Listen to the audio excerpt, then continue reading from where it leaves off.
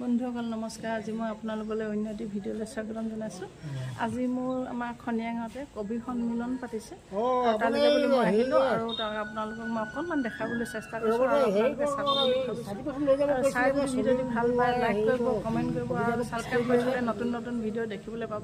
মোৰ কিছুমান ভিডিঅ' ভাল ভিডিঅ'ই দিওঁ আৰু ভাল ভিডিঅ' দিবলৈ মই চেষ্টা কৰিম আৰু এতিয়া আপোনালোকক দেখাই আছোঁ বাৰু।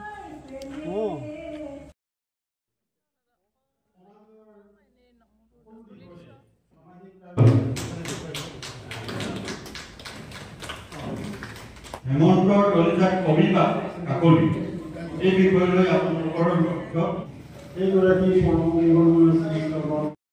লগতে সম্বৰ্ধনা অনুষ্ঠান বিদ্যা অনুষ্ঠান আমাৰ মই মোৰ আদৰণি ভাষণ ইমানতে কৈছোঁ। ধন্যবাদ। চিৰস্থায়ী মোৰ ভাষা জননী আমাৰ সন্মানীয় আজি কবি সন্মিলনৰ পৰ্যাপ্ত আৰু তেখেতৰ গুণ সকলোৱে জানেই। এফালে ফুলাম গামোচাৰে আদৰণি জনাব আমাৰ কণমানি ভণ্টি নিয়ৰে।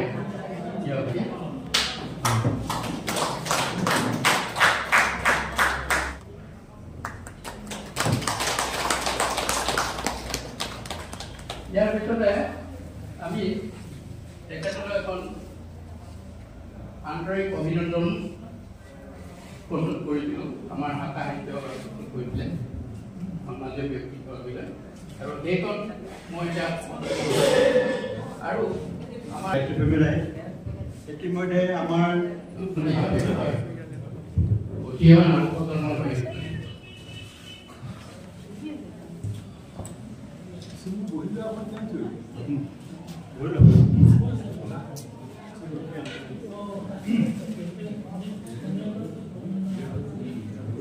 চিৰস্থায়ী মোৰ ভাষা অসম ধুনীয়া গাঁও সৰ্বোচ্চ ভাষা সাহিত্য সভাৰ যি পঞ্চমবাৰ্ষিক ভাষা সাহিত্য সভাৰ সক্ৰিয় এগৰাকী কৰ্মী বুলি মই শুভেচ্ছা সৈতে আৰু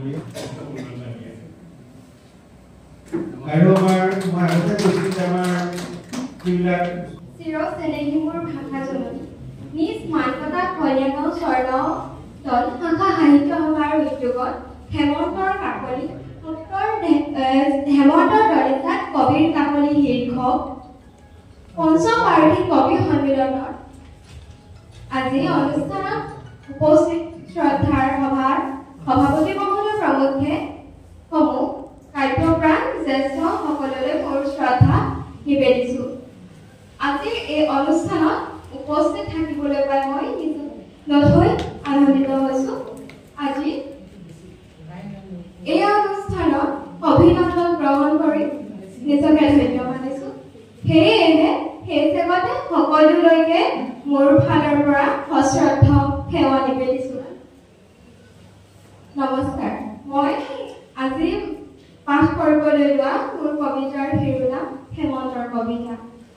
সন্ধ্যাতে বেলিটো লুকুৱা কুঁৱলীয়ে বাটৰ হোৱাৰ বাট হেৰুৱা নিয়ৰে দুভৰি সিক্ত কৰা শীত নিদ্ৰাৰত জীৱ জগত সৰা পাতত ফুলনি তোলা এয়াই জানো হেমন্ত নহয়? ধন্যবাদ।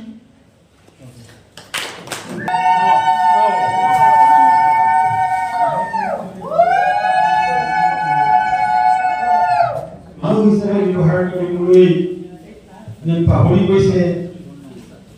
এতিয়া এইখিনি অকণমান যদি উপলব্ধি কৰোঁ যে গৃহস্থৰ ঘৰত পোহা কুকুৰটো গৃহস্থই যিমানখিনি আদৰ সাদৰ কৰে, সেই গৃহস্থৰ ঘৰত কাম বন কৰি থকা মানুহজন বা মানুহগৰাকী ইমানখিনি আদৰ সাদৰ কৰে, কুকুৰটোৰ ইমান ভাল কথা তেওঁলোকক নাই থাকে প্ৰাণ থাকে কৈছে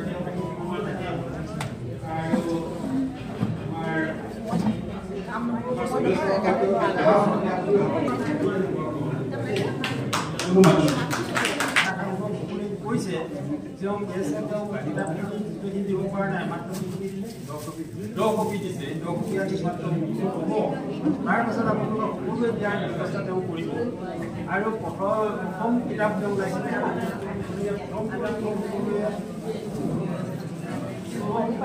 আপোনালোক সকলো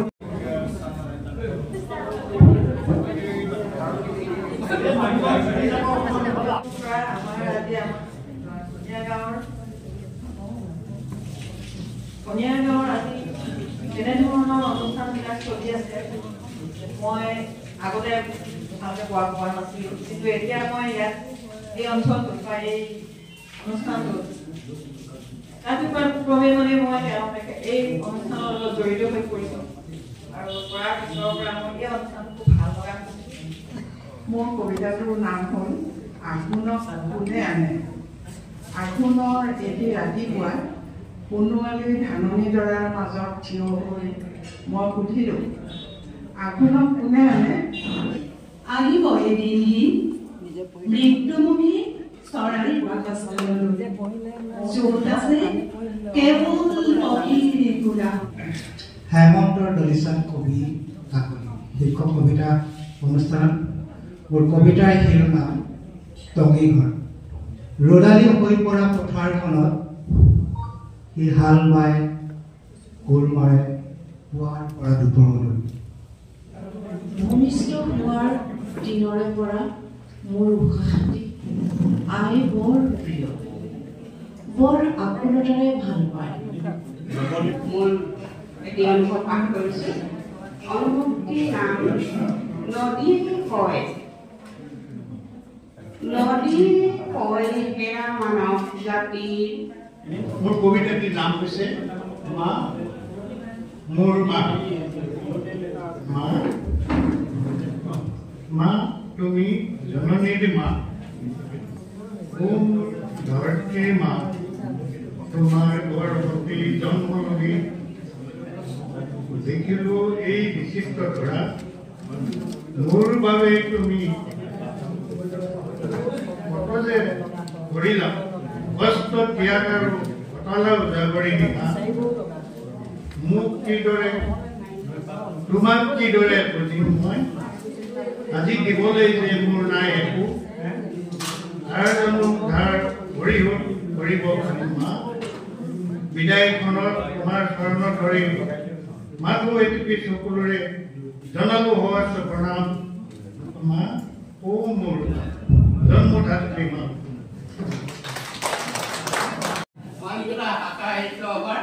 সম্পাদক যিবিলাক নৱনীতাত যাম পুৰণীয়া সেইবিলাক বিষয়ত চিনাকি কৰিলোঁ আৰু গতিকে মোৰ কবিতাটোৰ শিৰোনাম মৌলিৰ আৱেগ। নৈ পাৰত উমনিৰ দ্বাৰা এতিয়াতো শুনি থাকিছে মৌলিৰ আৱেগ খানি বতাহৰ কুমুৰৰ মন গান নাচি উঠিল, হেঙুলি আভাই কৰে আকাশখন হেঙুলীয়া।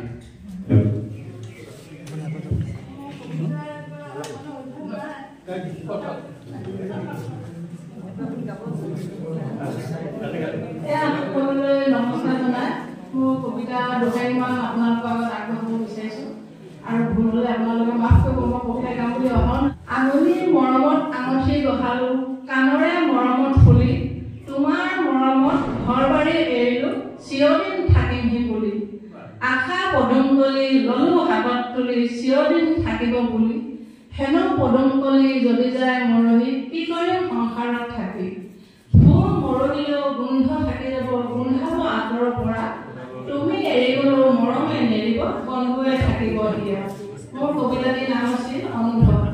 মই আগতে কোৱা নাছিলোঁ।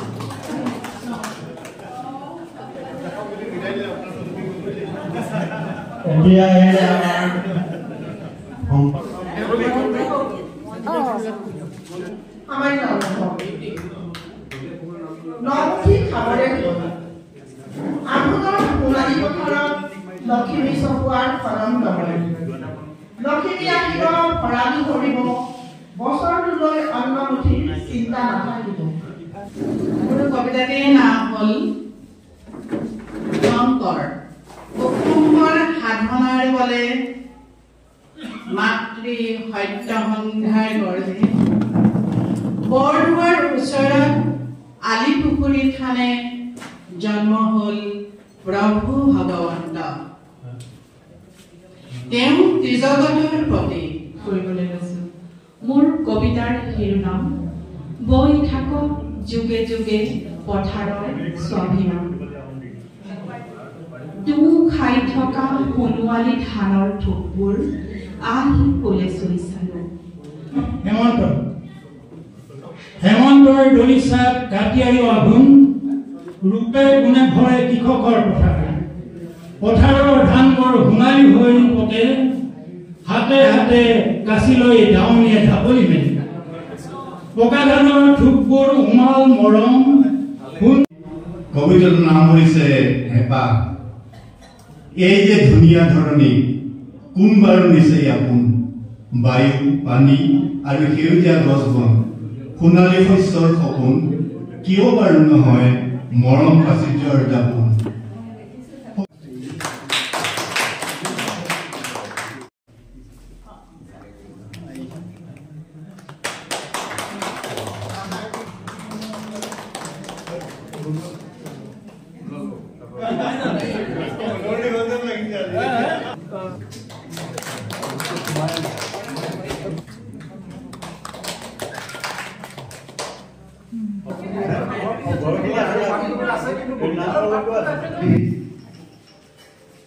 এদিন সকলোৱে পৃথিৱী এৰিব লাগিব।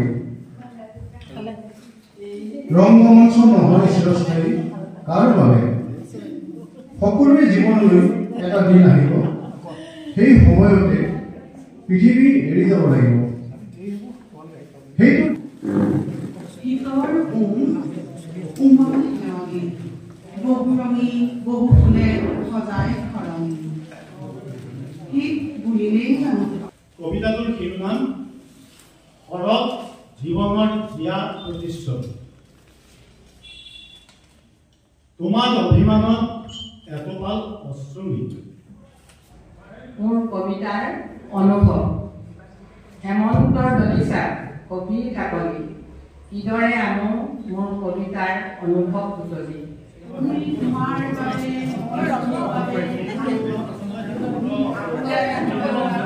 উজনিৰ পৰা ভটিয়নি পূজক শস্য চপোৱাৰ জীৱন মৰণ দূৰৈত কুঁৱলীৰ আশ্বাদন পৰ্বতৰ শিৰোনাম হেমন্তৰ দলিচা কবি মঞ্জু গগৈ।